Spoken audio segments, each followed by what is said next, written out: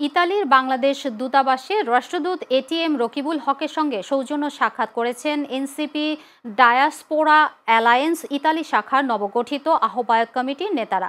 শুক্রবার রোমে দূতাবাসের হলরুমে অনুষ্ঠিত এই বৈঠকে প্রবাসী বাংলাদেশিদের অংশগ্রহণ নিশ্চিত করতে ২৯ নভেম্বর থেকে ৩ ডিসেম্বর পর্যন্ত অনুষ্ঠিতব্য পোস্টাল ভোট কার্যক্রম নিয়ে বিস্তৃত আলোচনা হয়। বৈঠকে ভোটার নিবন্ধন, নথিপত্র যাচাই, ভোট গ্রহণ প্রক্রিয়া এবং সম্ভাব্য চ্যালেঞ্জ সহ প্রবাসীদের ভোটাধিকার নিশ্চিত করার নানা দিক নিয়ে মতবিনিময় করেন রাষ্ট্রদূত।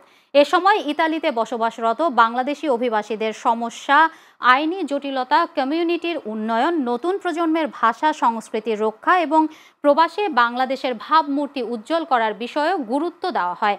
এ সময় দূতালয় প্রধান রিয়াদ হোসেন, দূতাবাসের প্রথম সচিব আসিফ আনাম সিদ্দিক, এনসিপি ডায়াসপোরা অ্যালায়েন্সের আহ্বায়ক রাসেল মোহাম্মদ, যুগ্ম সদস্য সচিব নাহিদ ইবনে জিহাদ সহ অনেকেই উপস্থিত ছিলেন।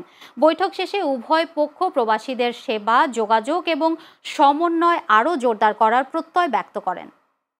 আজকে বাংলাদেশ এম্বাসি রোমের সাথে আমাদের ভোটার নিবন্ধন প্রক্রিয়াটা আরও সম্পূর্ণভাবে করা এবং কিভাবে ভোটার নিবন্ধনটাকে আরও গ্রহণযোগ্যতা বাড়ানো যায় এবং ভোটার সংখ্যা বৃদ্ধি করা যায় সেই বিষয়ে বাংলাদেশ দূতাবাস রোমের সাথে এনসিপি ডায়াসপোরা অ্যালায়েন্স ইতালির আজকে খুব ফলপ্রসূ একটা আলোচনা হয়েছে।